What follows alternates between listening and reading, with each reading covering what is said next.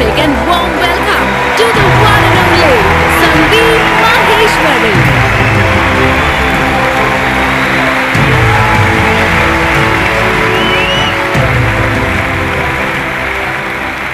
Good morning, everybody. एक छोटी सी request है, एक्सक्यूज मी, आप लोग जो आगे बैठे हुए हैं, स्टेज पे ना लाइट बहुत ज्यादा है, जिसकी वजह से मुझे पीछे तक दिख नहीं रहा है। तो आप एक बार चेक करके बताएंगे पूरा स्टेडियम खाली पड़ा है क्या?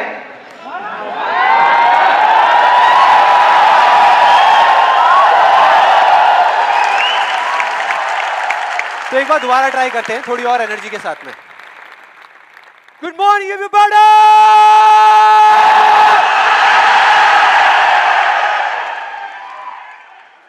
अब कुछ मजा आया। अब लग रहा है कि इस सेशन का नाम अनस्टॉपेबल है।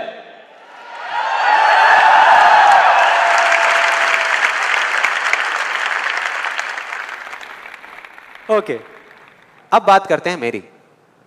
मैं इतना एक्साइटेड क्यों हो रहा हूं? देखो, बहुत सिंपल है। अपने हर सेशन से पहले 15 से 20 मिनट के लिए मैं अपनी आंखें बंद कर लेता हूं। और जब माइंड पूरे तरीके से ब्लैंक हो जाता है, जब माइंड में कोई थॉट्स नहीं होते, तो अपने आप से एक क्वेश्चन करता हूं कि अगर ये दिन मेरी ज़िंदगी का आखिरी दिन हो और मुझे किसी तरीके से पता चल जाए कि मैं कल सुबह नहीं उठने वाला, तो मैं आज क्या करूँगा? ये मेरा क्वेश्चन होता है। और उसके सिर्फ दो ऑप्शंस होते हैं मेरे पास में, दो जवाब होते हैं, और मैं दूसरे ऑप्शन को चुनता हूँ। पहला ऑप्शन कि कल जो होने वाला है उसको सोच सोच करके मैं रोता रहूं और परेशान हो जाऊं। दूसरा ऑप्शन कि जो मेरे पास कुछ घंटे बचे हुए हैं ना, उसमें कुछ ऐसा कर जाऊं, कुछ भी, कि जानने के बावजूद भी कि मैं कल सुबह नहीं उठने वाला, फिर भी आज रात को चैन से सो सकूं, बढ़िया नींद आए।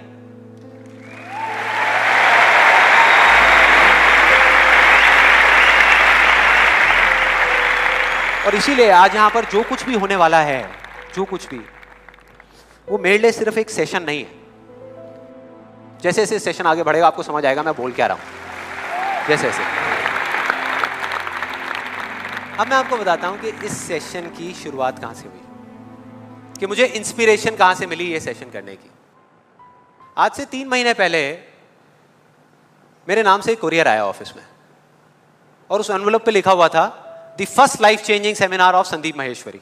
तो जब मैंने उसको देखा तो मुझे लगा किसी ने मजाक किया है, क्योंकि मुझे अच्छे तरीके से याद था कि जो मेरा फर्स्ट लाइफ चेंजिंग सेमिनार हुआ था वहाँ पे सिर्फ 20-25 लोग बैठे हुए थे एक छोटे से कमरे में, और किसी के हाथ में कोई कैमरा नहीं था। तो मेरे को लगा कि ऐसे ही किसी ने वो किया है, लेकिन फिर पता नहीं मेरे मन में क्या आया, मैंने उस वीडियो को प्ले कर दिया। और जैसे ही मैंने वो वीडियो देखनी शुरू करी तो मेरे तोते उड़ गए। मैंने कहा यार, मतलब था मैं ही स्क्रीन के ऊपर, लेकिन लग मुझे ऐसा रहा था जैसे मैं किसी और को देख रहा हूँ। और देखता रहा। जैसे ही वो वीडियो खत्म हुई, उसी टाइम मैंने ये ठान लिया, मैंने ये डिसाइड कर लिया कि अब चाहे कुछ भी हो जाए, अपनी लाइफ के इतने बड़े फेलियर को मैं अपने तक नहीं रखने वाला, इसको शेयर करूंगा पूरी दुनिया के साथ।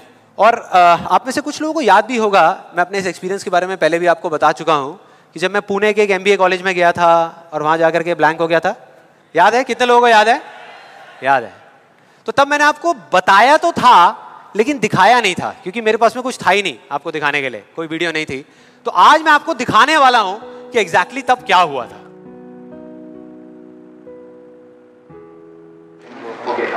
Good afternoon, everybody. Just call me Sandeep, don't call me sir. And just a few confessions before I start off this session. The first one is, please don't look at me like this with all these frowning faces, because that makes me nervous. And to be honest with you, this is the first time that I am speaking in front of so many people.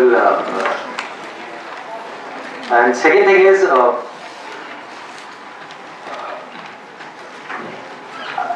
I'll be not talking about the theory part of it. I'll actually focus more on the practical side of how I did whatever I did. Okay, the second confession, which I forgot, that is. To be honest with you, I can speak in English, but the problem is you may understand what I am talking about, but I won't be able to understand what I am talking about. So it's better if I talk in Hindi. So. Then coming on to the point directly, the secret of what I feel is of my success. I started my career, I think, at the age of 13, and okay, so I'll come on Hindi. So I'm sorry. Yeah, so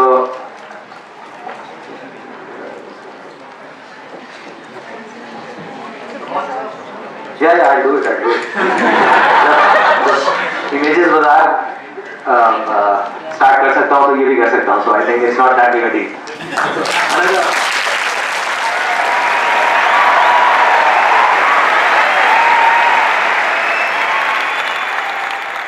आपने देखा मेरी क्या हालत हुई थी? I think सबका यही हाल होता है जब वहाँ पे स्टेज पे जाते हैं, इतने सारे लोग सामने बैठे होते हैं, सबका यही होता है. तो जब मैंने ये वीडियो देखी तो मेरे दिमाग में सिर्फ एक ही चीज़ चल रही थी, सिर्फ एक, कि ऐसा क्यों हुआ कि मैं अपना इतना बड़ा मजाक उड़वाने के बाद भी बाज नहीं आया, और क्या वजह है कि मैं वहाँ से यहाँ तक आ गया. लेकिन मुझे ना इसका एग्जैक्ट जवाब नहीं मिल रहा था. मतलब मुझे समझ नहीं आ रहा था कि इसके पीछे वजह क्या है.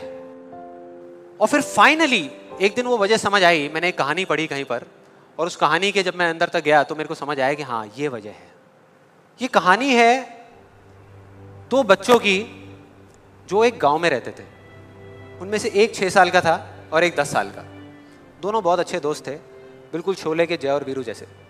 दोनों हमेशा साथ साथ रहते, साथ साथ खेलते, साथ साथ खाते पीते, साथ साथ नहाते धोते. नहीं, धोते नहीं, ये थोड़ा ज्यादा हो गया.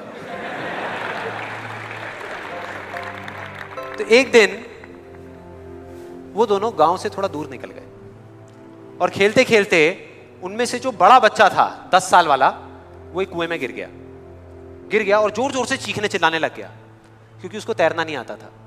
अब जो दूसरा बच्चा था, छोटा सा 6 साल का, उसने अपने आसपास में देखा और उसको कोई नजर नहीं आया, उसको कोई नहीं दिखा जिसको कि वो बुला सके हेल्प के लिए. और फिर उसकी नजर पड़ी एक बाल्टी पे जिस पे एक रस्सी बंधी हुई थी. उसने एक सेकंड भी वेस्ट नहीं किया, उस बाल्टी को उठा करके कुएं में फेंक दिया और अपने दोस्त को बोला कि पकड़ ले इसको. उसके दोस्त ने पकड़ा और वो अपनी पूरी ताकत लगा करके पागलों की तरह उसको खींचने लगा. खींचता रहा, अपनी पूरी जान लगा दी उसने. छोटे से बच्चे ने, 6 साल के और 10 साल के बच्चे ने उस बाल्टी को पकड़ा हुआ था. खींचता रहा और तब तक नहीं रुका जब तक उसने अपने दोस्त को बचा नहीं लिया, जब तक वो बाहर नहीं आ गया. अब यहां तक तो ठीक था, यहां तक तो ये कहानी समझ आती है. लेकिन हुआ क्या कि जैसे ही ये दो बच्चे, जब दोनों एक हो गए, जब बाहर आए और आकर के गले मिल रहे, रो रहे और खुश हो रहे, एक तरफ से उनको डर भी लग रहा था. डर था कि अब गांव जाएंगे तो बहुत पिटाई होगी जब उनको बताएंगे कि ऐसे हम कुएं में गिर गए और ये सब चीजें हुई. लेकिन मजे की बात, ऐसा कुछ भी नहीं हुआ.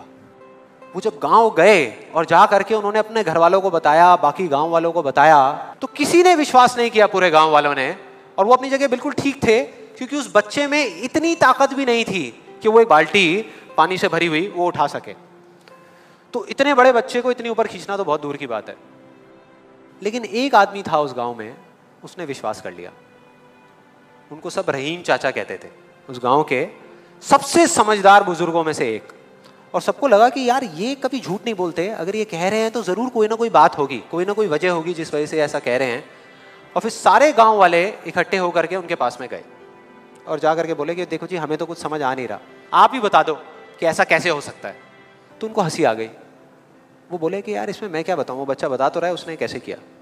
बाल्टी को उठा करके कुएं में फेंका, उसके दोस्त ने बाल्टी को पकड़ा, उसने रस्सी को खींचा और अपने दोस्त को बचा लिया.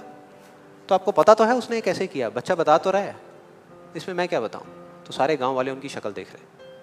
फिर कुछ देर बाद वो बोले कि सवाल ये नहीं है कि वो छोटा सा बच्चा ये कैसे कर पाया, सवाल ये है कि वो ये क्यों कर पाया, कि उसके अंदर इतनी ताकत कहां से आई है.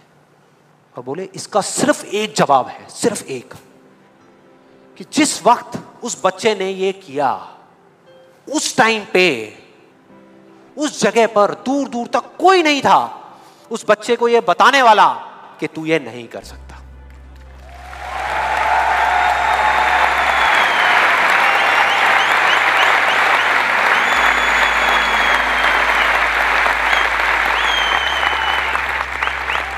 बोले कोई नहीं था, कोई नहीं, यहां तक कि वो खुद भी नहीं, वो खुद भी नहीं।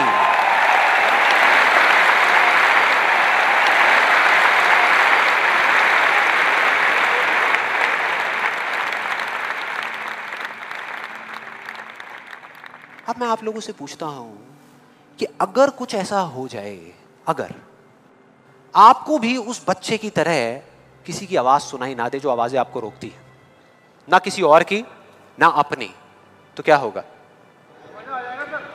मजा आ जाएगा, राइट? उस बच्चे की तरह आपको भी कोई नहीं रोक पाएगा। You will be unstoppable, right? Yes और नो? यस और नो? यस और नो? थियोरेटिकली तो ये बात बहुत अच्छी लग रही है सुनने में, लेकिन अगर हम प्रैक्टिकली देखें तो सिर्फ यस बोलने से काम नहीं चलने वाला। ये आप सबको भी पता है और मुझे भी पता है। ये जो अनस्टॉपेबल बनने वाला काम है, उसके लिए क्या करना पड़ेगा? 2 दीवारें तोड़नी पड़ेगी। 2 दीवारें, पहली बनी है दूसरों की आवाज की, कि आपके ऊपर दूसरों की आवाजों का असर होना बंद हो जाए, और दूसरी आपकी खुद की आवाज। ये ज्यादा बड़ी दीवार है। तो अब देखते हैं कि इस पहली दीवार को कैसे तोड़ना है। उस कहानी में उस बच्चे के आसपास में कोई नहीं था उसको रोकने वाला, लेकिन क्या रियल लाइफ में ऐसा होता है? यस और नो? नो। क्या होता है कि हम एक काम करने की सोचते हैं, करना शुरू भी नहीं करते, सिर्फ सोचते हैं कि हमको ये काम करना है, और सामने से 4 लोग आ जाते हैं रोकने के लिए। 4 लोग आ जाते हैं तरह तरह की बातें करने के लिए कि ये नहीं हो सकता। अरे बड़ा इम्प्रैक्टिकल सा आइडिया है। जब कोई नहीं कर पाया तो तू क्या करेगा? होता है ऐसा? कितने लोगों के साथ ऐसा हुआ है? सबके साथ हुआ है और होता रहता है। और मेरे साथ तो पता नहीं कितनी बार हुआ है। किसी के साथ कुछ ज्यादा ही हुआ है लगता है। लगता है उनको राह चलते भी, मेट्रो में भी कोई मिलता है, अबे तू नहीं कर पाएगा, चल।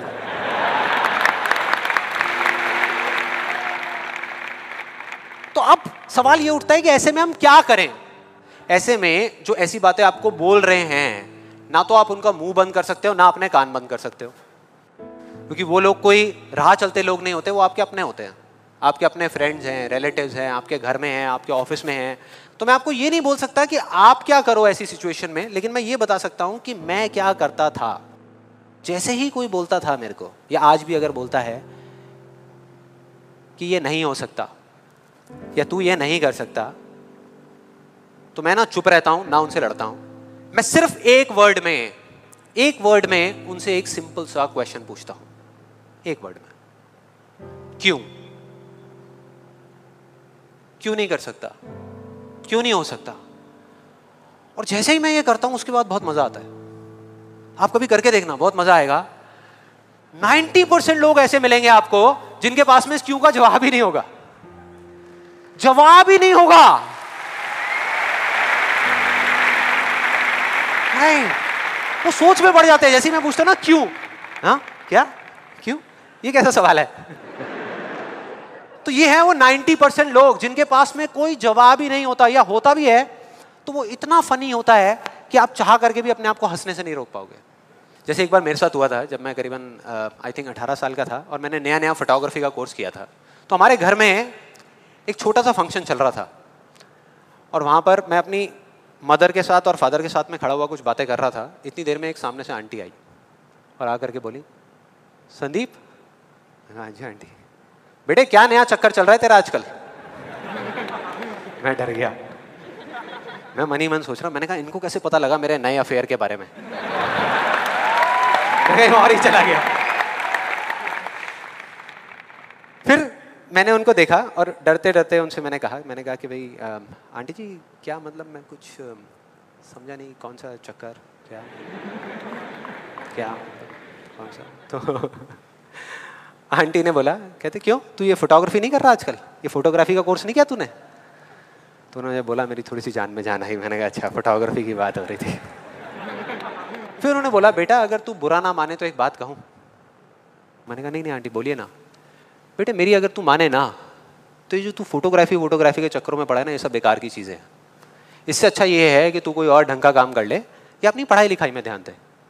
मैंने वही किया जो मैं हमेशा करता था। मैंने कहा क्यों आंटी जी, आपको ऐसा क्यों लगता है कि मेरा फोटोग्राफी में कुछ नहीं हो सकता, ये फोटोग्राफी बेकार की चीज़ क्यों है? तो उन्होंने जवाब दिया कि मेरी बहन का बेटा भी गया था बॉम्बे यही सब करने के लिए जो तू कर रहा है, और उसको 4 साल हो गए धक्के खा रहा है, उसका कुछ नहीं हुआ अभी तक। मैंने फिर सुना, फिर मैंने दोबारा से वही क्यों को ले आकर के चिपका दिया। मैंने उनसे पूछा, लेकिन आंटी मेरे को कुछ समझ नहीं आया कि अगर वो कुछ नहीं कर पाया तो मैं कुछ क्यों नहीं कर पाऊंगा? सीधा सा क्वेश्चन है यार।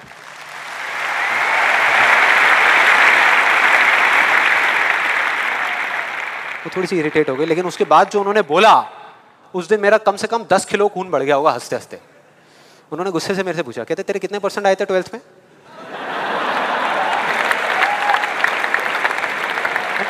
मतलब फोटोग्राफी से इसका कोई कनेक्शन नहीं है दूर दूर तक, लेकिन उनका ये सवाल था कितने % आए थे तेरे 12th में? मैंने कहा जी 85% आए थे आंटी। फिर उन्होंने एक अजीब सा एक्सप्रेशन दिया, मेरे को ऐसे देखा जैसे कि मेरे से बड़ा बेवकूफ़ इस पूरी दुनिया में कोई नहीं है, और बोली उसके 92% आए थे।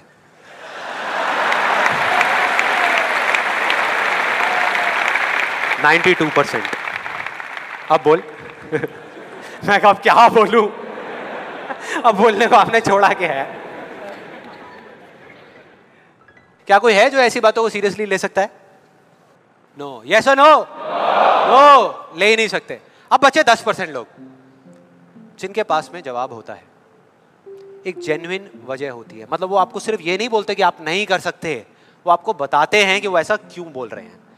तो मुझे जब भी कोई ऐसा मिलता है तो मैं उनके पास में जाकर के शांति से बैठता हूं, उनकी सारी बात को समझता हूं, फिर अकेले में जाकर के उस प्रॉब्लम का सॉल्यूशन निकाल लेता हूं और अपने पूरे दिल से उस इंसान को थैंक्स करता हूं। क्योंकि इनडायरेक्टली ऐसे लोग हमको हेल्प करते हैं आगे बढ़ने में। लेकिन इसका मतलब ये नहीं है कि उन 10% लोगों की बातों को मैं ज्यादा सीरियसली लेता हूं, या अगर मेरे को उसका जवाब नहीं मिलता तो मैं रुक जाता हूं। क्योंकि जवाब नहीं है इसका मतलब ये नहीं कि हम चलना बंद करते हैं। फॉर एग्जाम्पल, अगर हम अपने घर से ये सोच करके निकले हैं कि जब सारी लाइट्स ग्रीन हो जाएंगी तब मैं अपने घर से निकलूंगा, तो निकल पाएंगे कभी? कोई भी ऐसा कुछ आपको बोलता है आकर के कि आप ये नहीं कर सकते, तो समझ लेना कि वो बोल तो आपको रहा है, लेकिन उसका इशारा आपकी तरफ नहीं है। वो बस इतना सा कहना चाहता है क्योंकि मैं इस काम को नहीं कर सकता।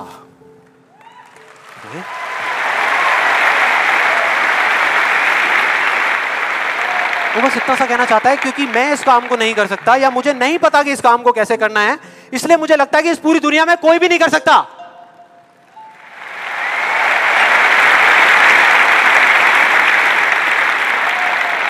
आप में से कितने लोगों ने कहावत सुनी है कि किसी पे जुल्म करना पाप है, लेकिन जुल्म सहना उससे भी बड़ा पाप है? कितने लोगों ने सुनी है? ऑलमोस्ट सबने सुनी है। बिल्कुल इसी तरह से कोई इंसान अगर जिंदगी में कुछ करना चाहता है ना, या कुछ बनना चाहता है, तो उसको जा करके ये बोलना कि तू ये नहीं कर सकता, उसकी हिम्मत को तोड़ना, उसकी उम्मीद को तोड़ना एक बहुत बड़ा पाप है। क्योंकि कई बार कुछ लोगों के पास में सिर्फ एक उम्मीद होती है और कुछ भी नहीं, लेकिन वहीं दूसरी तरफ किसी को इतना हक देना कि वो आ करके आपके सामने खड़ा हो जाए और आपको कुछ भी बोलता रहे, आपकी उम्मीद को तोड़ दे, आपकी हिम्मत को तोड़ दे, और आप चुपचाप खड़े खड़े उसको देखते रहो, कुछ भी ना कहो, कुछ भी ना करो, ये उससे भी बड़ा पाप है।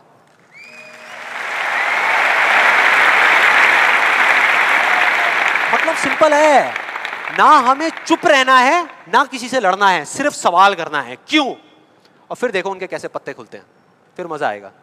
और जिस दिन आप लोगों को भी मेरी तरह ये बात समझ आ जाएगी ना, उस दिन आपके ऊपर ऐसी बातों का असर होना बंद हो जाएगा। मतलब कि उस दिन ये जो पहली दीवार है जिसकी मैंने बात करी थी, वो अपने आप ही टूट जाएगी। उसके बाद इस पूरी दुनिया में किसी में दम नहीं होगा कि वो आपको आगे बढ़ने से रोक सके, सिवाय एक इंसान के। कोई बताएगा कौन है वो? आप खुद। एग्जैक्टली, आप खुद। और यही है वो दूसरी दीवार, यही है वो दूसरी दीवार जो पहली वाली से कई गुना बड़ी है। कई गुना बड़ी है। आज से बहुत साल पहले मैंने एक कहानी सुनी थी जिसका एक बहुत बड़ा इंपैक्ट हुआ था मेरी लाइफ पे। ये कहानी है एक ऑफिस की और उसके एम्प्लॉइज की। एक बार एक ऑफिस में जितने भी एम्प्लॉइज सुबह सुबह जब ऑफिस आते हैं अपने अपने कैबिन में, तो उनकी डेस्क के ऊपर एक लेटर पड़ा होता है, एक लेटर रखा हुआ होता है, और उस लेटर में लिखा था कि वो इंसान, इस कंपनी का वो एम्प्लॉय जिसकी वजह से आपकी प्रमोशन नहीं हो रही थी या जिसकी वजह से आप आगे नहीं बढ़ पा रहे थे, उसकी डेथ हो गई, वो मर गया है। और अब अगर आप आखिरी बार उस एम्प्लॉय की शक्ल देखना चाहते हैं तो ये एड्रेस है, यहां पर अगले 1 घंटे में पहुंच जाइए। जैसे ही उस एड्रेस पे गए तो वहां पर एक कॉफिन पड़ा हुआ था। कॉफिन होता है, उसको जब लोगों ने दूर से देखा तो एक तरफ तो सबको दुख हो रहा था, बुरा लग रहा था कि यार ये नहीं होना चाहिए था, और दूसरी तरफ से उनको थोड़ी बहुत खुशी भी हो रही थी कि चलो अच्छा है, मेरी रास्ते का जो सबसे बड़ा पत्थर था वो हट गया। लेकिन फिर एक एक करके जैसे ही वो लोग उस कॉफिन के पास गए और जा करके उन्होंने उस एम्प्लॉय की शक्ल देखी उस कॉफिन के अंदर, तो उन्हें खुद पे शर्म आने लगी, क्योंकि उस कॉफिन में कोई नहीं था, सिर्फ एक शीशा था, एक मिरर था जिसमें उनकी खुद की शक्ल दिख रही थी।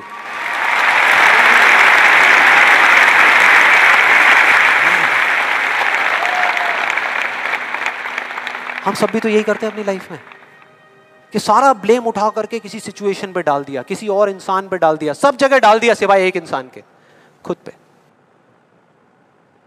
यहां पर कितने लोग इस बात को मानते हैं जो मैंने अभी अभी कही कि आपके रास्ते का सबसे बड़ा पत्थर और कोई नहीं, आप खुद ही हो? कितने लोग मानते हैं? सब लोग मानते हैं। लेकिन एक चीज और है यहां पर बहुत मजेदार, कि कोई भी इंसान, कोई भी, चाहे वो आप हो, चाहे मैं हूं, चाहे कोई भी है, वो जान करके अपने रास्ते का पत्थर क्यों बनेगा? अपना ही नुकसान क्यों करेगा? अपना ही दुश्मन क्यों बनेगा?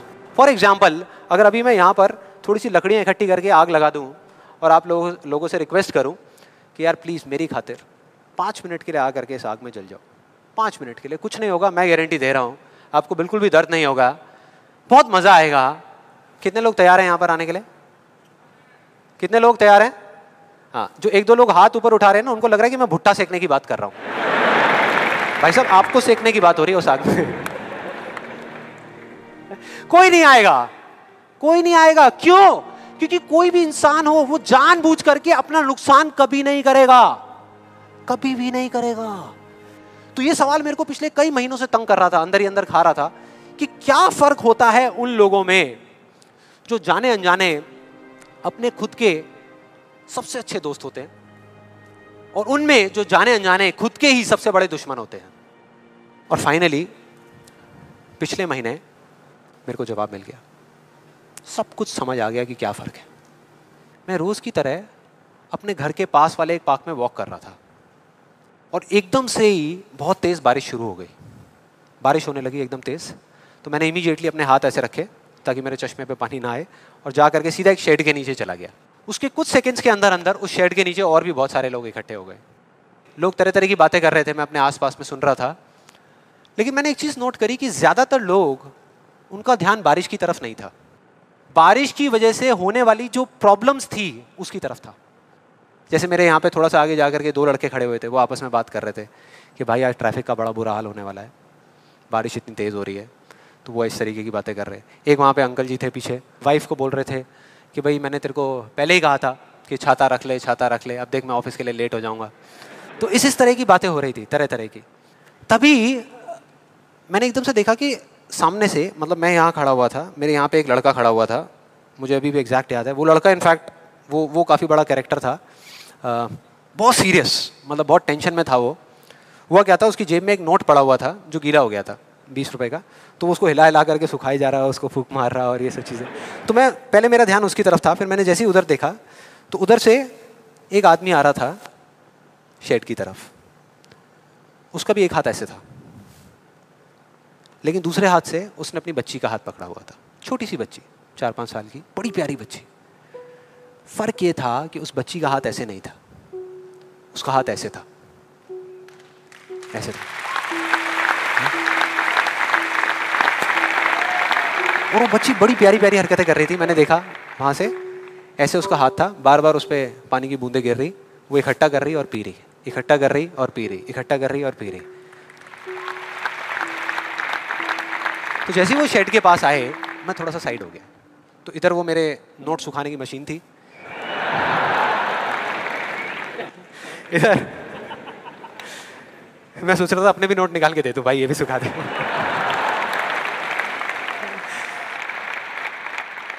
इधर वो बच्ची खड़ी हुई थी, वो छोटी सी प्यारी सी, और मेरा फिर पूरा ध्यान उस बच्ची की तरफ ही था, इतनी इतनी प्यारी बच्ची। और इधर उसके पापा अपने मोबाइल पे कुछ काम कर रहे थे। वो बच्ची को अभी भी चैन नहीं आया, शेड के नीचे आ गई, लेकिन अभी भी बार बार अपना हाथ बाहर निकाल के, एक हाथ से पापा को पकड़ा हुआ डर रही, दूसरे हाथ से ऐसे बाहर निकाल के बार बार पानी भर रही और पी रही। कभी पानी भर रही अपने मुंह पे फेंक रही। फिर थोड़ी देर बाद पता नहीं उसके मन में क्या आया, उसने अपने पापा से पूछा कि पापा ये बारिश रोज क्यों नहीं होती? बड़ा अजीब सा क्वेश्चन था। उसके पापा ने कहा, वो अपने मोबाइल पे लगे हुए थे, हाँ बेटा होगी होगी, रोज होगी, रोज होगी, रोज होगी। वो बच्ची फिर अपने खेल में लग गई। फिर थोड़ी देर बाद पता नहीं क्यों उसने दोबारा से पूछा अपने पापा से, बताओ ना पापा रोज क्यों नहीं होती? इस बार उसको कोई जवाब नहीं मिला, लेकिन मुझे मिल गया। मुझे सब कुछ समझ आ गया कि क्या वो वजह है, क्या फर्क होता है उन लोगों में जो खुद के सबसे अच्छे दोस्त होते हैं और खुद के सबसे अच्छे दुश्मन होते हैं।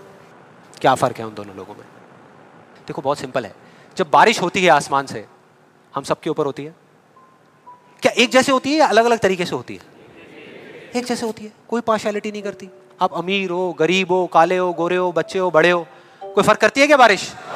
नहीं करती, सब पे एक जैसी होती है। बिल्कुल उसी तरह से वो शक्ति, वो एनर्जी जिससे पूरी दुनिया चल रही है, जिससे अभी अगर आप अभी फील करने की कोशिश करो, आपकी सांसें चल रही है, मेरी सांसें चल रही है। जिस शक्ति में इतनी ताकत है कि अगर वो चाहे तो एक सेकंड में, एक सेकंड भी नहीं लगेगा, इस पूरी दुनिया को खत्म कर सकती है, और एक सेकंड के 1/100वें हिस्से में इस दुनिया को दोबारा से बना भी सकती है। उसको आप साइंटिफिकली चाहे एनर्जी का नाम दे दो, चाहे स्पिरिचुअली भगवान कहो, आत्मा कहो, परमात्मा कहो, कुछ भी कहते रहो, उससे कोई फर्क नहीं पड़ता। और बिल्कुल उस बारिश की तरह उस शक्ति की भी बारिश हम सब पर होती रहती है, उस एनर्जी की भी बारिश होती रहती है, और सब पर एक जैसे होती है। फिर चाहे आप अमिताभ बच्चन हो, बिल गेट्स हो, कोई भी हो, कोई फर्क नहीं पड़ता। आप इस स्टेज पे खड़े हो या वहां बैठे हो, कोई फर्क नहीं पड़ता। तो फर्क क्या है? देखो बहुत सिंपल है, वही फर्क जो उस बारिश में था, जो मैंने नोट किया उस बच्ची के बीच में और औरों के बीच में। कुछ लोगों का हाथ ऐसे होता है और कुछ का ऐसे होता है, यही फर्क।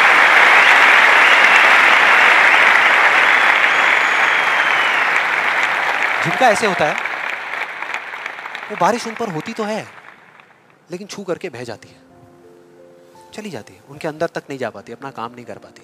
लेकिन जिनका ऐसे होता है वो उसको पी लेते हैं, उनके अंदर चली जाती है, और उसके बाद में जो काम करती है वो एनर्जी करती है, नाम इंसान का हो जाता है।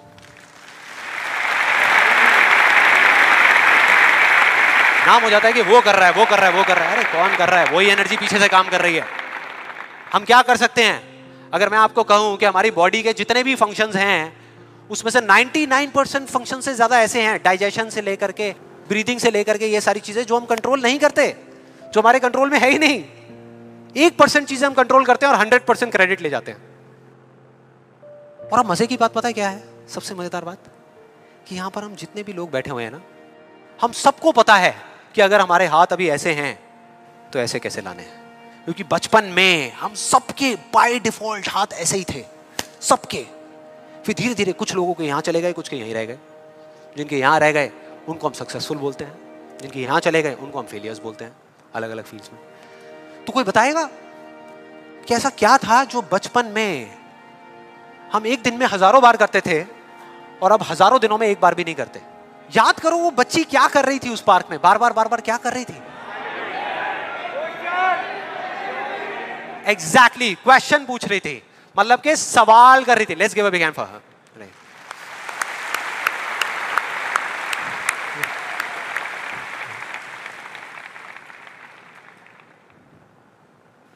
सवाल। ऐसा क्यों होता है? हम ऐसा क्यों करते हैं? बताओ ना पापा, हम ऐसा क्यों करते हैं? कोई जवाब नहीं मिला, हमने सवाल पूछने बंद कर दिया। आज हमारे पास में टाइम ही नहीं है कि एक दिन में कुछ सेकंड्स के लिए रुक करके हम अपने आप से पूछें कि भाई जो मैं कर रहा हूं वो कर क्यों रहा हूं? पता ही नहीं है, ध्यान ही नहीं है उस तरफ। और जब तक उस तरफ ध्यान नहीं होगा कुछ नहीं होगा। और सिर्फ उस पर विश्वास मत करो जो मैं बोल रहा हूं, हिस्ट्री को उठा करके देख लो। कोई भी इंसान किसी भी फील्ड में अगर सक्सेसफुल हुआ है तो उसमें और बाकी लोगों में क्या फर्क था? क्या वो दूसरों से ज्यादा इंटेलिजेंट था? क्या उनके पास दूसरों से ज्यादा जवाब होते हैं? यस और नो? नो। उनके पास में दूसरों से ज्यादा अच्छे सवाल होते हैं। हर चीज में एक ही सवाल कि अगर ये दुनिया ऐसी है तो ऐसी क्यों है, और क्यों मैं इस दुनिया को बदल नहीं सकता?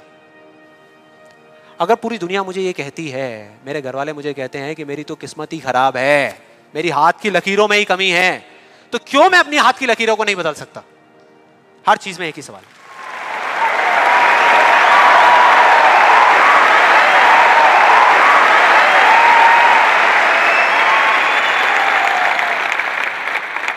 और दूसरी तरफ किसी फेलियर के पास चले जाओ, उनके पास आपको सिर्फ जवाब मिलेंगे, सवाल एक भी नहीं।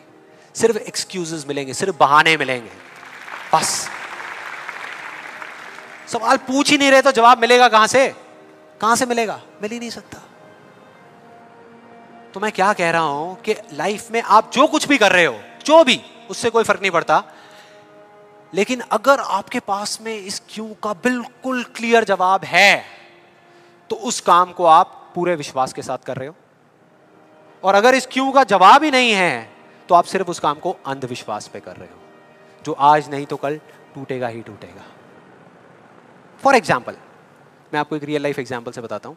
क्या कभी आप लोगों के साथ ऐसा कुछ हुआ है कि घर में कोई बड़ा सा फंक्शन चल रहा हो, जैसे किसी की शादी हो रही हो और वहाँ पे कोई रिलेटिव बीमार हो गया?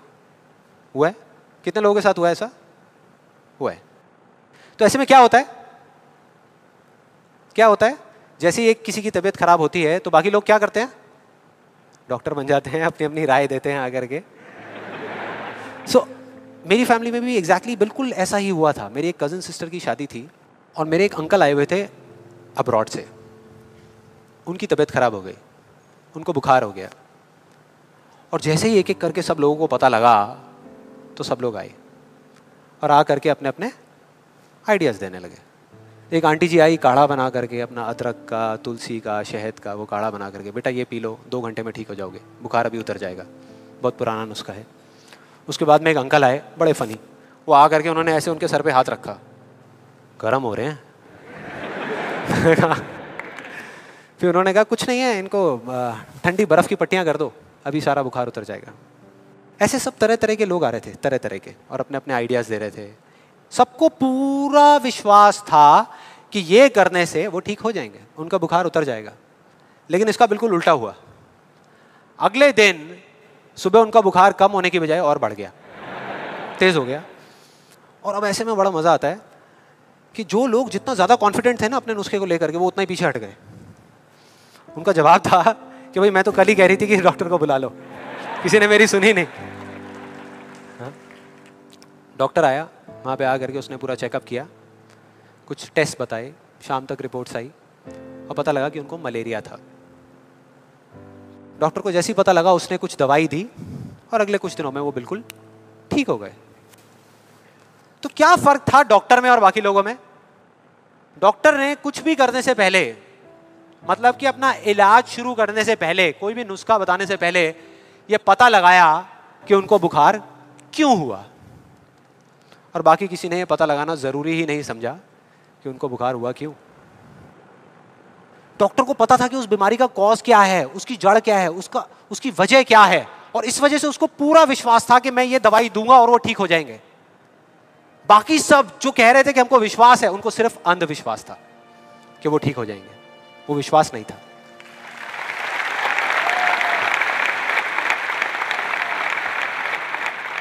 इन दोनों के बीच में ना इतना एक बिल्कुल पतली सी लाइन का फर्क होता है, विश्वास में और अंधविश्वास में, जिस वजह से बहुत बार हम अपने अंधविश्वास को विश्वास का नाम दे देते हैं। और इसका आज की डेट में सबसे बड़ा एग्जाम्पल, सबसे बड़ा, वो है लॉ ऑफ अट्रैक्शन। सुना है यहाँ पे? कितने लोगों ने सुना है लॉ ऑफ अट्रैक्शन के बारे में?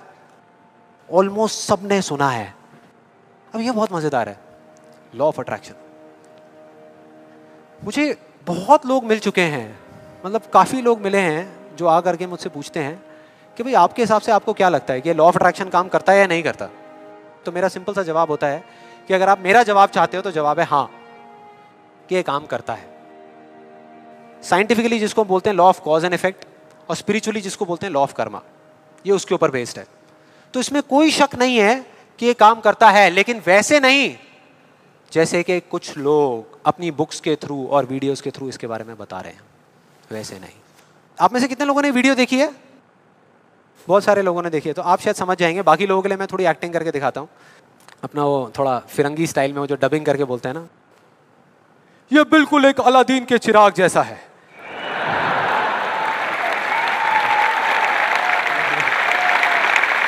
बिल्कुल ऐसा लगता है किसी चमत्कारी बाबा की बात हो रही है, कि वो आशीर्वाद रखेंगे और काम हो जाएगा 1 सेकंड में। बिल्कुल ऐसा लग रहा है सुनने में। ये बिल्कुल एक अलादीन के चिराग जैसा है, आपको सिर्फ हुक्म देना है कि आप क्या चाहते हैं। आपको बंगला चाहिए, आपको गाड़ी चाहिए, आपको पैसा चाहिए, आपको सिर्फ बताना है कि आपको क्या चाहिए, फिर देखिए क्या होगा।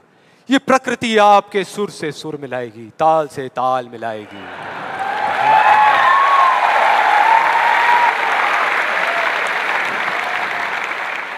और उसके बाद बड़ा मजा आता है। एक बंदा आता है वहां पे उस वीडियो में, वो आकर के कहता है अच्छा इतना आसान है, तो मैं 3 लड़कियों के साथ डेट पे जाना चाहता हूं। 3 लड़कियों के साथ। और उसको बोलते हैं, उसको जवाब मिलता है उस लॉ ऑफ अट्रैक्शन वाले लोगों से, आपको कुछ भी नहीं करना, आपको सिर्फ एक पेंटिंग बनानी है। अपनी एक पेंटिंग बनाइए जिसमें आप बैठे हैं और साथ में 3 लड़कियां बैठी है, और फिर देखिए क्या होता है। वो बंदा पेंटिंग बनाता है। उसके कुछ दिन बाद किसी चमत्कार की वजह से वो लड़का एक पार्क में बैठा होता है, उसके आसपास में 3 लड़कियां बैठी होती हैं, और उसमें से एक लड़की उसको अंगूर खिला रही होती है। भाई क्या है ये? क्या है ये? अगर मजाक नहीं है तो आप में से कितने लोगों ने ये ट्राई किया? मैं लॉ ऑफ अट्रैक्शन की बात कर रहा हूं, 3 लड़कियों के साथ डेट पे जाने की बात नहीं कर रहा। ऐसे पता नहीं कितने एग्जाम्पल्स हैं उस बुक में, उस वीडियोस में। एक सबसे फनी एग्जाम्पल जो बहुत लोग ट्राई कर रहे हैं, आई एम श्योर यहाँ पे भी बहुत लोगों ने ट्राई किया होगा, कार पार्किंग का। उसमें एक आदमी बोलता है, मैं जब अपने घर से निकलता हूँ तो मैं सोचता हूँ कि वो गाड़ी की जो पार्किंग है वो मेरे लिए खाली पड़ी होगी, और मैं जैसे ही जाता हूँ वो पार्किंग मेरे लिए खाली पड़ी होती है, और मैं जा करके अपनी गाड़ी लगा देता हूँ। क्या कमाल है यार। देखो कई बार मुझे 1-2 मिनट वेट भी करना पड़ता है, लेकिन फिर वो जगह अपने आप मेरे लिए खाली हो जाती है। मैं क्या करता हूँ, मैं सिर्फ सोचता हूँ वो जगह मेरे लिए खाली। कमाल है यार। हाँ, बढ़िया लग रहा है ना सुनने में, अच्छा लगता है। ये सारी बातें सबको अच्छी लगती है, किसको नहीं लगेंगी? सच बताऊं, मुझे भी अच्छी लगेंगी सुनने में। बुरी किसको लगेगी? कि सोचना शुरू कर दो और गाड़ियों की पार्किंग मिलनी शुरू हो जाएगी। ये आई एम श्योर बहुत लोगों ने ट्राई किया होगा। कितने लोगों ने ट्राई किया है? आपके हिसाब से काम करता है ये? अच्छा, एक सवाल है, हमेशा करता है या कभी कभी करता है? कभी कभी करता है। लेकिन फिर वो एक लॉ कैसे हुआ? लॉ उसे कहते हैं जो एक ही कंडीशन में अगर सेम कॉज हो तो उसका सेम इफेक्ट आना चाहिए, उसको लॉ कहते हैं। सिंपल है भैया। अगर कंडीशन सेम है, आप एक ही जमीन पे 2 बीज बोओगे आम के, तो दोनों आम के पेड़ ही बनेंगे, एक एप्पल का पेड़ नहीं बन सकता। सीधा सा फंडा है। तो इसका मतलब कहीं ना कहीं कुछ कंफ्यूजन है, कुछ गड़बड़ है। तो मैं एक बहुत बड़ा यहाँ पर एक कमिटमेंट करने वाला हूँ, एक बहुत बड़ा चैलेंज करने वाला हूँ इन वीडियोस के अंदर। मेरा ओपन चैलेंज है उन लोगों को जिन्होंने ये बुक लिखी है और जिन्होंने वीडियोस बनाई है, क्योंकि उनसे ज़्यादा कौन जानता है इस लॉ के बारे में। वो जानते हैं कि वो क्या कह रहे हैं, वो समझते हैं कि वो क्या कह रहे हैं। तो मेरा ओपन चैलेंज है कि हम एक शर्त लगाते हैं, इस दुनिया में कहीं पर भी एक पार्किंग लॉट चूज करेंगे जो थोड़ा सा बिजी रहता हो, और वहां पर वो एक स्पॉट आइडेंटिफाई करेंगे, पार्किंग का स्पॉट, और अपने लॉ ऑफ अट्रैक्शन की पूरी पावर लगाएंगे। लगा सकते हैं, क्या दिक्कत है? सोचना ही तो है। सोचते रहेंगे, फील करते रहेंगे, मेरे को ये जगह मिलेगी मिलेगी मिलेगी। करो। जिस दिन उनको वो जगह मिल गई, मेरा एक कमिटमेंट है और मैं ये ओपन चैलेंज कर रहा हूं, उनको मैं 1 लाख रुपए दूंगा। और जिस दिन नहीं मिली, उन्हें मुझे सिर्फ 10,000 रुपए देने हैं। सिर्फ 10,000 रुपए, मतलब 1 का 10। कुछ लोगों का दिमाग चलना शुरू हो गया, अबे ये बढ़िया यार, मैं जा रहा हूं। मैं आ रहा हूं इस चैलेंज के लिए। कितने लोगों को लगता है कि वो आएंगे, इस चैलेंज को एक्सेप्ट करेंगे? कितने लोगों को लगता है नहीं आएंगे? वो नहीं आएंगे, वो आ ही नहीं सकते, क्योंकि उन्हें भी पता है कि सच क्या है और झूठ क्या है। वो सब अच्छे तरीके से इस बात को जानते हैं, क्योंकि मैं जिस लॉ के बेसिस पे बात कर रहा हूं, मैं कोई थियोरेटिकल कॉन्सेप्चुअल बात नहीं कर रहा, मैं बात कर रहा हूं लॉ ऑफ प्रोबेबिलिटी के बेस पे, जिसके बेस पे इस दुनिया के सारे कैसीनोस चल रहे हैं। एक बिजी पार्किंग है 100 गाड़ियों की, उनको उस स्पॉट पे पार्किंग मिलने की प्रोबेबिलिटी क्या है? 1:100 एग्जैक्टली, 1%। उनको नहीं मिलने की क्या है? 99:100। मतलब यहां पर एक बहुत बड़ा मैसेज है, जरूरी नहीं है जो बातें सुनने में अच्छी लग रही हैं वो एक्चुअल में अच्छी हो। यहां किसी ने बैंक लोन लिया हुआ है? किसी ने कोई बैंक लोन लिया हुआ है? हाँ, तो जो आपने बैंक लोन लिया हुआ है, आपकी मंथली EMI जाती होंगी बैंक को, इंस्टॉलमेंट जाती होंगी, जाती हैं? तो अब मैं आपको 2 ऑप्शंस देने वाला हूं, 2 ऑप्शंस। आप बताना आपको सुनने में कौन सा ऑप्शन ज्यादा अच्छा लग रहा है। पहला ऑप्शन कि आप जो काम कर रहे हो उसको पूरा दिल से करो, दिन रात करो, खूब काम करके जो आप पैसा कमाते हो उससे वो इंस्टॉलमेंट्स पे कर दो। दूसरा ऑप्शन है कि आपको ये सोचना है कि बैंक अपना जो लोन है वो माफ कर देगा और अपना पैसा वापस मांगना बंद कर देगा, और रातों रात कहीं से आपके कोई दूर के अंकल आपको 25-25 हजार रुपए महीने के चेक भेजना शुरू कर देंगे। कौन सा ऑप्शन ज्यादा अच्छा लग रहा है सुनने में, पहला या दूसरा? दूसरा। यही वजह है, इसी वजह से ये सब हो रहा है। वो जो झूठ बोल रहे हैं ना, उनकी कोई गलती नहीं है, वो वही बोल रहे हैं जो लोग सुनना चाहते हैं, और वो नहीं जो सच है, क्योंकि सच बहुत कम लोग सुनना चाहते हैं। इस वजह से सारी चीजें हो रही हैं।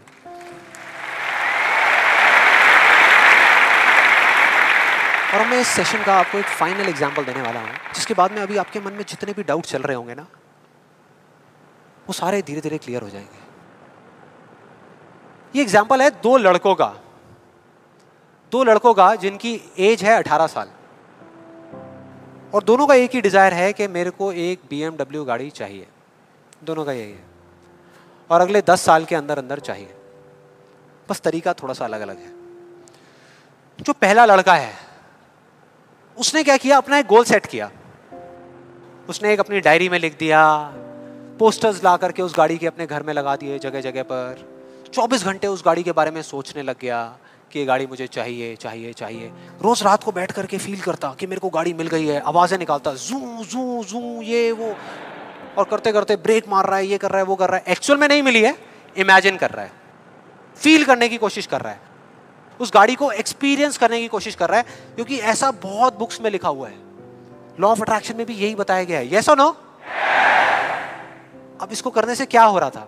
पहले उसकी सिर्फ एक विश थी, एक चाह थी कि हाँ मेरे को ये गाड़ी मिल जाए, नहीं भी मिले तो कोई फर्क नहीं पड़ता, लेकिन अब उसका वो बर्निंग डिजायर बन गया।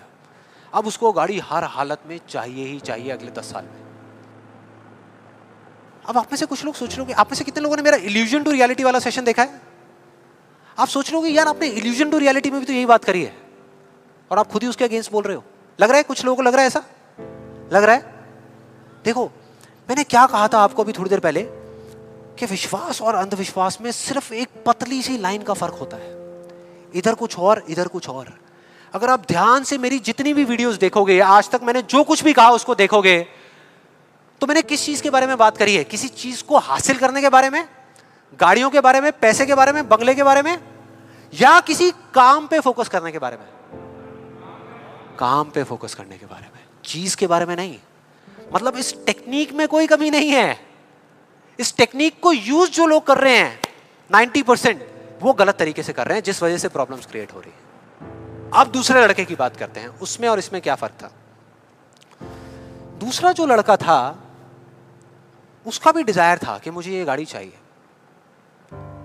बस एक छोटा सा फर्क था। उसने एक सवाल पूछ लिया अपने आप से, उसने एक सवाल पूछ लिया अपने आप से कि मुझे ये गाड़ी क्यों चाहिए, क्यों चाहिए।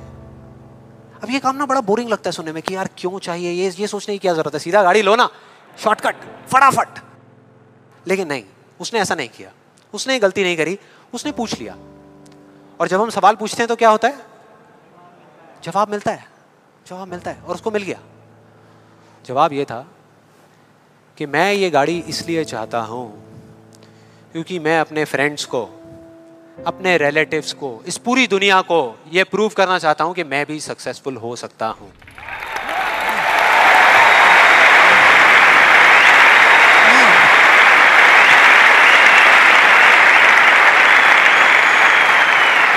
तो उसको जवाब मिल गया कि मैं ये इसलिए चाहता हूं क्योंकि मैं प्रूव करना चाहता हूं। फिर उसने दोबारा सवाल किया कि क्यों, मैं क्यों अपने आसपास वालों को, इस पूरी दुनिया को ये प्रूव करना चाहता हूं, क्यों करना चाहता हूं? और फिर उसको एक जवाब मिला, क्योंकि मेरे आसपास में जितने भी लोग हैं वो सब यही कर रहे हैं। उसने एक आखिरी सवाल पूछा और जब उसका जवाब मिला ना तो वो हिल गया, उसके सारे फंडे क्लियर हो गए। वो सवाल था कि सब ऐसा क्यों कर रहे हैं, और उसको जवाब मिला, सब ऐसा इसलिए कर रहे हैं क्योंकि सब ऐसा ही कर रहे हैं। बस उसको समझ आ गया कि एक रेस लगी हुई है जहां पर सब भाग रहे हैं, कोई तेज भाग रहा है, कोई धीरे भाग रहा है, लेकिन किसी को पता ही नहीं है कि वो भाग क्यों रहे हैं। और जैसे ही उसको ये समझ आया, उसको ये जवाब मिला, तो उसको ये तो नहीं पता था कि मैं अब क्या करने वाला हूं, लेकिन उसको ये समझ आ गया कि मुझे क्या नहीं करना। उसने डिसाइड कर लिया उसी टाइम, उसी मोमेंट में ये डिसाइड कर लिया कि मुझे नहीं बनना इस रैट रेस का हिस्सा, मुझे नहीं प्रूव करना किसी को कुछ भी, मुझे नहीं चाहिए कोई गाड़ी वाड़ी। अब मैं वो करूंगा जो मेरा दिल कहता है, जो मेरे अंदर की आवाज है। बाढ़ में गई दुनिया। और जैसे ही उसको ये अंदर से उसकी आवाज आई कि मुझे ये चीज करनी है, तो वो जवाब उसके अंदर से ही निकल करके आ गया। और उसको जवाब मिला कि 3 साल पहले वो सबसे ज्यादा क्लोज इस पूरी दुनिया में अपने फादर के था, अपने पापा के, और दोनों का रिलेशन एक बाप बेटे का कम और एक दोस्त का ज्यादा था। उसके पापा की एक छोटी सी हैंडीक्राफ्ट की दुकान थी दिल्ली में, और वो क्या करते थे, छोटे छोटे गांव में जाते और जा करके वहाँ के कारीगरों से कुछ सामान लेकर के आते और अपनी दुकान में बेचते। ये उनका काम था। एक बार वो एक गांव में जा रहे थे तो उनका बेटा भी उनके साथ चला गया। ये लड़का उनके साथ चला गया क्योंकि उसकी छुट्टियां चल रही थी, और दोनों उस गांव में एक ढाबे पे बैठ करके, शाम का टाइम था, खाना खा रहे थे। खाते खाते एकदम से उसके फादर के यहाँ पे दर्द उठा, लेफ्ट साइड में दर्द होना शुरू हो गया, और उस लड़के ने एक सेकंड भी नहीं लगाया, फटाफट से अपने फादर को लेकर के एक पास के हॉस्पिटल में चला गया। वहां जाकर के जो डॉक्टर्स थे उस गांव के हॉस्पिटल के, उन्होंने कहा कि आप इनको जल्दी से जल्दी किसी बड़े हॉस्पिटल में ले जाओ, टाइम नहीं है। लेकिन वो बड़ा हॉस्पिटल उस गांव से 3 घंटे की दूरी पे था, और जब वो वहां पहुंचा और उसके फादर को इमरजेंसी वार्ड में लेकर के गए, तब तक सब ठीक था। लेकिन उसके 10 मिनट बाद डॉक्टर्स आए और आकर के उन्होंने बोला, वी आर सॉरी, अगर आप 15 मिनट पहले आ जाते तो हम कुछ कर सकते थे। 15 मिनट पहले। अब जैसे ही इस लड़के के साथ ये हुआ था तो बिल्कुल सुन्न हो गया था, मुंह से एक वर्ड बाहर नहीं आ रहा था, उसको समझ ही नहीं आ रहा था कि मैं क्या बोलूं, क्या सोचूं। उसने ऐसा कुछ सोचा ही नहीं था, एकदम से हो गया, एकदम से हो गया। और उसके काफी देर बाद जाकर के, उसके 5-10 मिनट बाद जाकर के उसके अंदर से एक चीख निकली थी, एक अजीब सी बात निकली थी जो उसको उस टाइम पे नहीं समझ आई थी कि ये बड़े डॉक्टर्स बड़े शहरों के बड़े हॉस्पिटल्स में ही क्यों होते हैं, छोटे छोटे गांव में क्यों नहीं होते।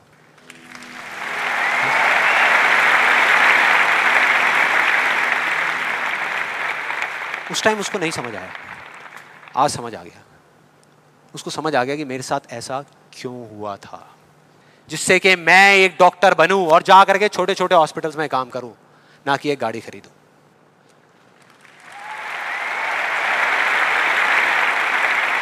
और इस एक सवाल ने, एक वर्ड के सवाल ने, क्यों ने, उसकी पूरी पूरी लाइफ का डायरेक्शन ही चेंज कर दिया। जहां एक तरफ उससे एक दिन में 1 घंटा भी पढ़ाई नहीं होती थी, अब वो दिन में 12-12 घंटे पढ़ने लगा। उसके कुछ साल बाद वो एक हार्ट सर्जन बन गया और जा करके कुछ बड़े हॉस्पिटल्स में बड़े डॉक्टर्स को असिस्ट करने के बाद में छोटे छोटे गांव में चला गया। ये थी उस दूसरे लड़के की कहानी।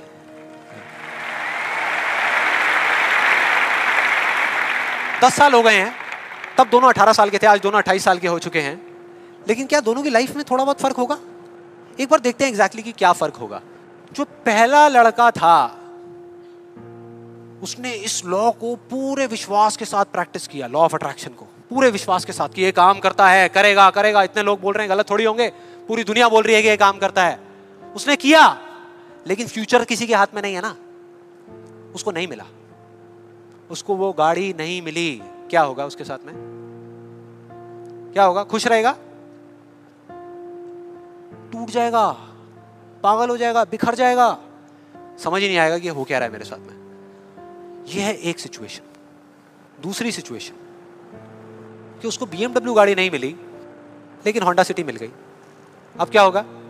खुश रहेगा? रह ही नहीं सकता, रह ही नहीं सकता, क्योंकि ये गोल सेटिंग करके और ये सब करके उसने अपने डिजायर को बढ़ा लिया, अपने अंधविश्वास को इतना बढ़ा लिया कि अब उसको वो ही गाड़ी चाहिए और किसी गाड़ी से उसका काम ही नहीं चलने वाला। जबकि अगर दूसरे एंगल से देखा जाए तो एक 28 साल के लड़के के लिए जो मिडिल क्लास बैकग्राउंड से बिलोंग करता है, अपने पैसों की एक होंडा सिटी गाड़ी खरीदना भी बहुत बड़ी बात होती है, राइट? बहुत बड़ी बात होती है। अब तीसरी सिचुएशन ये बहुत इंटरेस्टिंग है। मान लो 10 साल में एक चमत्कार हुआ, उसने कई तरह के काम करे और उसको BMW गाड़ी मिल गई। अब क्या होगा? खुश रहेगा? सेटिस्फाइड हो जाएगा अपनी लाइफ से, बैठ जाएगा आराम से, हाँ, मिल गई, यही तो चाहिए था, मिल गया, हो गया काम, लाइफ बढ़िया हो जाएगी उसकी। उसका लालच और बढ़ जाएगा, उसका अंधविश्वास और बढ़ जाएगा। वो कहेगा कि अगर इस लॉ ऑफ अट्रैक्शन को प्रैक्टिस करके मुझे 10 साल में ये गाड़ी मिल सकती है तो अगले 5 साल में एक इतना बड़ा घर क्यों नहीं मिल सकता? यस और नो? मतलब कि उसको सब कुछ मिल चुका होगा लेकिन वो उसको छोड़ करके फ्यूचर के अंदर किसी और चीज को पकड़ लेगा। सब कुछ होने के बाद भी वो फ्यूचर में जिएगा और उसकी हालत बिल्कुल एक ऐसे खरगोश के जैसी हो जाएगी जिसके सर के सामने किसी ने डंडा लगा करके गाजर को टांग दिया। इमेजिन करो कैसा होगा वो खरगोश, जो उस गाजर को देख तो सकता है, बिल्कुल उसकी आंखों के सामने है, उसको खाने के लिए भाग भी सकता है लेकिन कभी खा नहीं सकता, मरते दम तक सिर्फ भाग सकता है, खा नहीं सकता। क्योंकि उसकी जो खुशी है वो उस काम में नहीं है जो वो काम कर रहा है, किसी चीज में है, बाहर है, उसके अंदर नहीं है। अब देखते हैं दूसरे लड़के को। ये बहुत इंटरेस्टिंग है कि इस दूसरे लड़के का क्या होगा। 10 साल हो गए, वो छोटे छोटे गांव में जा करके अपना काम कर रहा है और पहली सिचुएशन, उसको गाड़ी नहीं मिली, BMW गाड़ी उसको चाहिए थी 10 साल पहले लेकिन आज नहीं मिली, तो क्या होगा? क्या होगा? खुश रहेगा। उसकी खुशी किसी गाड़ी में नहीं है, किसी चीज में नहीं है, उसके काम में है। कल जो मिलने वाला है उसमें नहीं है, आज जो वो कर रहा है उसमें है।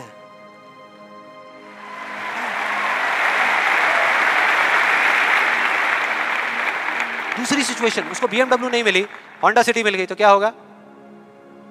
तो भी खुश रहेगा, बहुत खुश रहेगा, एब्सोल्युटली।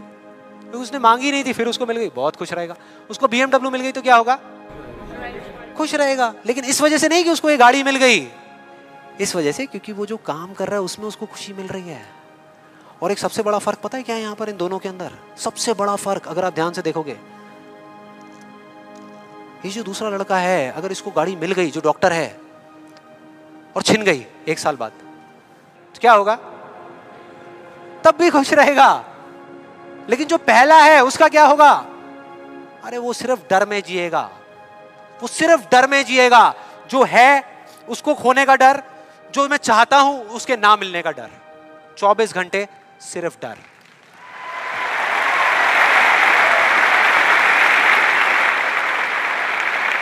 डर ही डर, सब कुछ होगा उसके पास में लेकिन फिर भी अंदर से डरा हुआ होगा, यार कोई मेरी गाड़ी ले ना ले, अरे कोई इस पे स्क्रैच ना मार दे। स्क्रैच के पीछे मैं सुन रहा हूं आजकल मर्डर्स हो रहे हैं कि तूने मेरी गाड़ी पे स्क्रैच कैसे मार दिया, ले धाड़, खत्म। क्या हो रहा है भाई? क्या हो रहा है? किस वजह से हो रहा है? उसकी जड़ क्या है? यही है जिसकी मैं बात कर रहा हूं अभी, यही है। अभी तक मैंने जो कुछ भी कहा है उसको एक लाइन में अगर इन दो के बीच का फर्क आपको बताऊं तो वो ये है, पहला आदमी बोल रहा है कि इस चीज को पाने के लिए मैं कोई भी काम करने को तैयार हूं। और दूसरा बोल रहा है, इस काम को करने के लिए, ये जो मैं अभी कर रहा हूं, मैं अपनी कोई भी चीज गंवाने को तैयार हूं।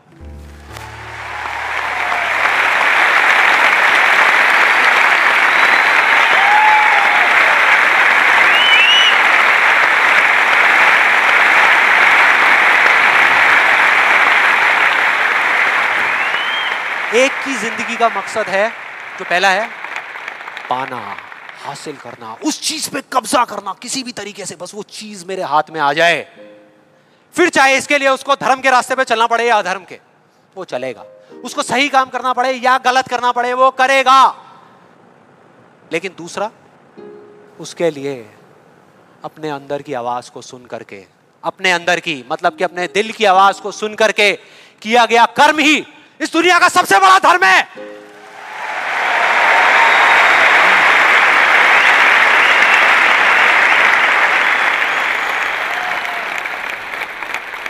बस यही एक मकसद है उसकी जिंदगी का, अंदर की आवाज को सुनते जाओ, चलते जाओ, सुनते जाओ, चलते जाओ, जो होगा देखा जाएगा।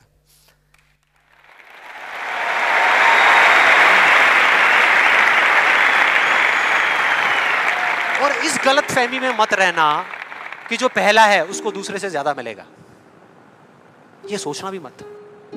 जो पहला है ना, उसको चाहे कितना भी मिल जाए, कितनी भी चीजें मिल जाए, कितना भी कुछ हो उसके पास में, लेकिन उसमें और एक भिखारी में कोई फर्क नहीं है, कोई फर्क नहीं है।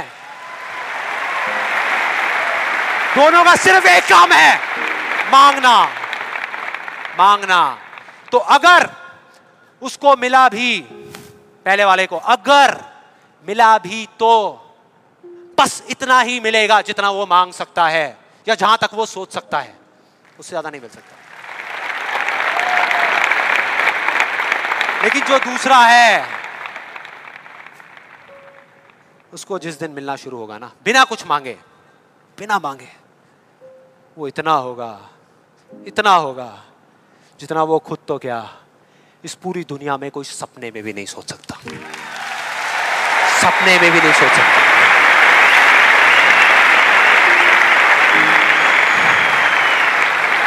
और इसका जो मैं आपको बोल रहा हूं, एक जीता जागता एग्जाम्पल आपके सामने खड़ा है।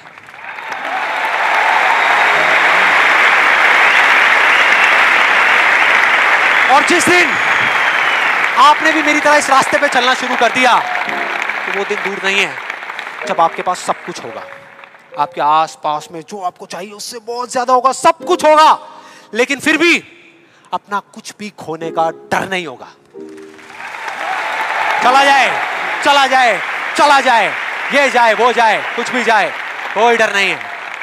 और ये डर नाम की दीमक है ना, जो लोगों की आंखों में दिखती है, जो अंदर ही अंदर लोगों को खोखला कर रही है, वो आपके अंदर जाना तो दूर, आपको छू भी नहीं पाएगी, छू भी नहीं पाएगी। You'll be fearless! ना जीने का लालच, ना मरने का डर। जो करोगे यहां से करोगे।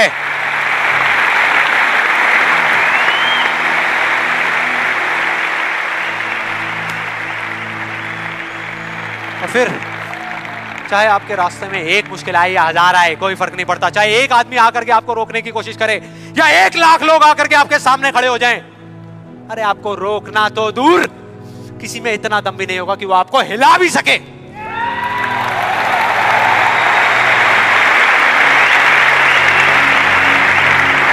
क्योंकि उस दिन आप पर खुद उसका हाथ होगा।